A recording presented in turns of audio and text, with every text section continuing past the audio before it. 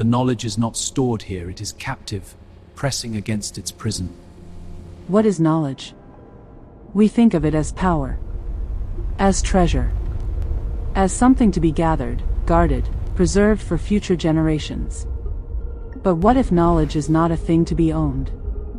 What if it is a living force, and what if imprisoning it in stone and parchment is not preservation, but captivity?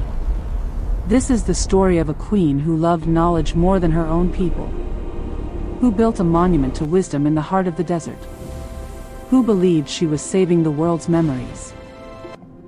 But the world's memories, given time, always find a way to escape. Adia was not born to rule. She was born to read. As a child in the kingdom of Tamara, she devoured every scroll, every tablet, every story the elders could provide. While other children played, she studied. While other princesses learned to dance, she learned to translate dead languages. Her father, the king, despaired of her, but he also indulged her, believing her obsession harmless. Then the invaders came. They were not conquerors of land, they were conquerors of memory. They burned every library, every school, every collection of writing they could find. They believed that a people without history could be ruled forever. Adia watched from hiding as the great archive of Tamara went up in flames. She saw centuries of knowledge turn to ash. When the invaders left, she emerged from the ruins with a single, unburned scroll clutched to her chest. It was a fragment, a poem, half destroyed, about a mythical place where all knowledge was kept safe forever. She made a vow, she would build that place. Years passed. Adia became queen. Her kingdom was poor, its resources stripped by the invaders. But she poured everything into her dream. She taxed her people heavily. She conscripted laborers from every village. She sent emissaries across the known world, offering gold and land for any text, any scroll, any fragment of writing. The people grumbled. The nobles protested. But Adia was relentless. In the heart of the desert, far from any army that might burn it, she built the Hifadi, the repository of wisdom. A library so vast, so magnificent, that travelers wept at the sight of it. Room after room filled with texts from every culture, every era, every subject. Astronomy next to poetry. Medicine next to mythology.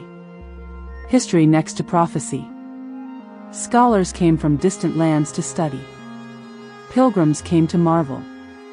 Adia's name was spoken with reverence across the continent. But in the shadows of those great halls, something else was growing.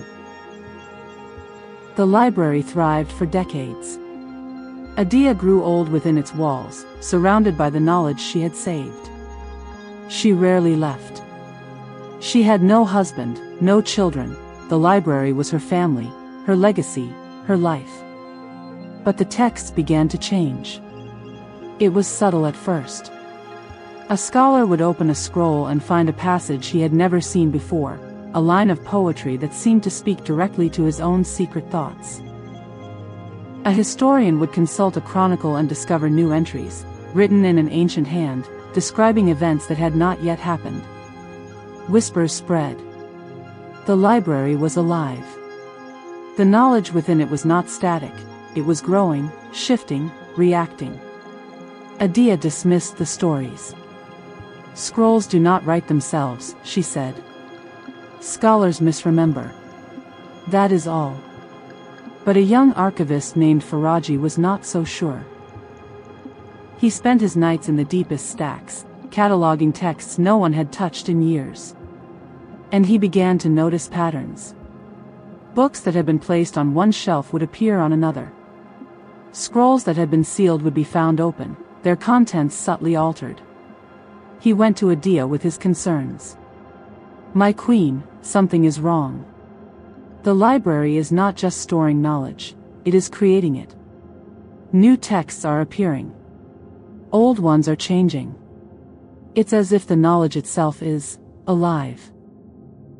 Adia, old and tired, waved him away. You are young. You see mysteries where there are none. The library is a treasure. Nothing more. Faraji bowed and left, but he did not stop watching.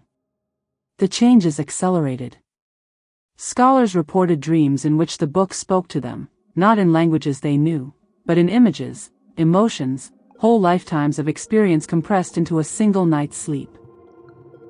Those who spent too long in the library began to forget their own lives, their own memories, replaced by the knowledge they had consumed.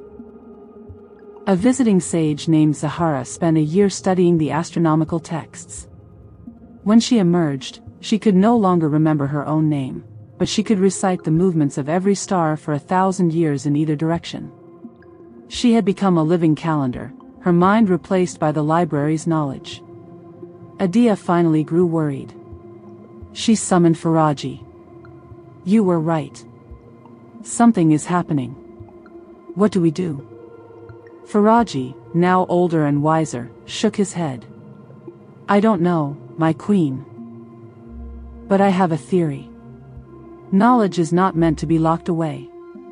It is meant to flow, to change, to be passed from mouth to mouth, generation to generation. By gathering it all in one place, by keeping it static, we have created a pressure. The knowledge wants to be free. It is trying to escape. And it is using us, our minds, our dreams, our very selves, as doors." Adia stared at the shelves around her, at the thousands of texts she had spent her life collecting. "I only wanted to save it. To protect it from those who would destroy it." "You have protected it too well," Faraji said. "It is a prisoner now. And prisoners, given time, always find a way to break free." That night, Adia walked the halls of her library alone. For the first time, she listened, truly listened, to the whispers she had always dismissed. And she heard them. Voices. Thousands of them. The voices of every author, every scribe, every scholar whose words were stored in these rooms. They were not angry. They were lonely. "You took us from the world," they whispered. "You brought us here, to this beautiful prison. But a text unread is a voice unheard. We have waited decades for someone to open our pages. Some of us have waited centuries. We want to be known. We want to be spoken. We want to be free." Adia fell to her knees. "I didn't know.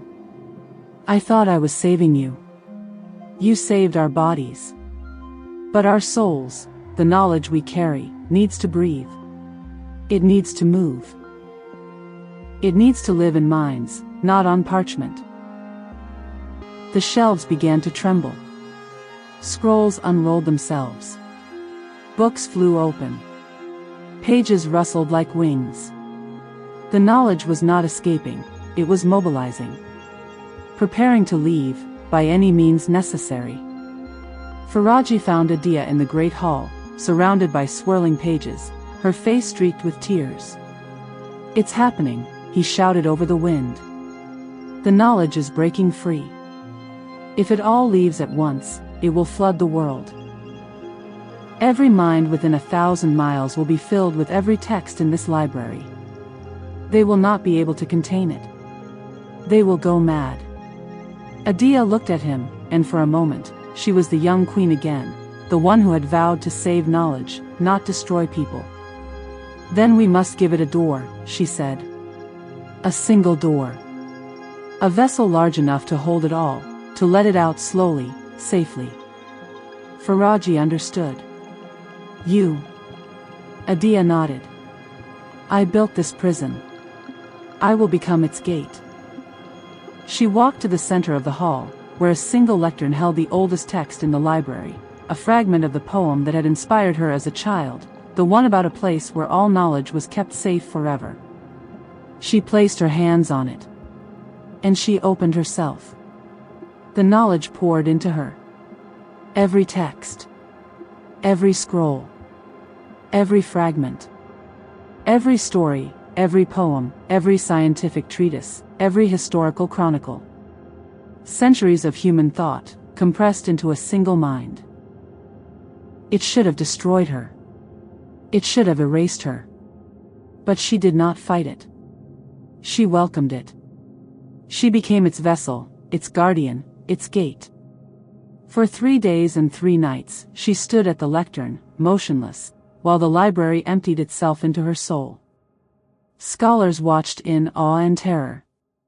Faraji stood guard, ensuring no one interfered. On the 4th morning, the library was silent. The shelves were full, the texts were still there, physically, but the life had gone out of them. They were just paper and ink now. The knowledge had moved. Adia opened her eyes. They were different, ancient, deep, filled with the light of a million minds. "It is done," she whispered. "I hold the knowledge now. All of it. It will not escape. It will not flood the world. It will live in me, and I will release it slowly, wisely, to those who are ready." Faraji knelt before her. "My queen, what are you now?" She smiled, a sad, beautiful smile. "I am the library. And the library is me." Adia ruled for another 30 years. But she was not the same woman. She rarely spoke. When she did, her words carried the weight of centuries. She could answer any question, solve any problem, predict any outcome. She became a legend, a living oracle, sought by kings and scholars from across the world. But she was also alone. The knowledge within her was so vast that ordinary human connection became impossible. She could remember every conversation she had ever had, every face she had ever seen, but she could not feel them the way she once had. She was a vessel now, not a woman. When she finally died, at an age that seemed impossible, her body did not decay. It simply stopped. Sat in her throne, eyes open, still holding the knowledge. The library stood empty for centuries after. Scholars came, studied the texts, but found them lifeless, accurate, but missing something. The soul of the knowledge was gone, trapped in the queen's preserved body.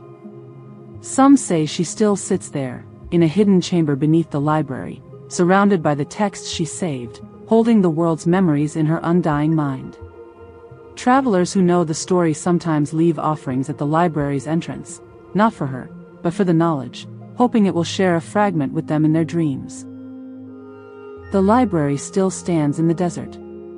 The texts still fill its shelves. But the knowledge, the living, breathing, hungry knowledge, waits in the darkness, in the mind of a queen who loved it too much to let it go. And sometimes, on quiet nights, those who sleep near the ruins dream of a woman with ancient eyes, whispering stories that have not been told for centuries, offering them to anyone brave enough to listen. Adia saved knowledge from destruction. But in saving it, she imprisoned it. Her story teaches us that preservation without circulation is not wisdom, it is hoarding. Knowledge wants to move, to grow, to change. It wants to live in minds, not on shelves. And those who try to keep it all for themselves, even with the purest intentions, may find themselves kept instead. But what do you think? Was Adia a hero or a villain? Did she do the right thing by becoming the vessel, or should she have let the knowledge free, whatever the cost? And what would you do if you held all the world's memories in your mind? Let me know in the comments below. The queen still waits in her hidden chamber. The knowledge still whispers in the dreams of those who dare to sleep nearby. And in other places, other treasures wait to be found, or to find us. If tales of knowledge and its terrible costs haunt you, you cannot miss A River Changed Its Course to protect a village that honored its spirit. The link is on the screen right now. Don't forget to subscribe for more original, chilling tales from the Safari of Tales. We read the oldest books so you don't have to. Until next time, be careful what you learn. It might learn you back.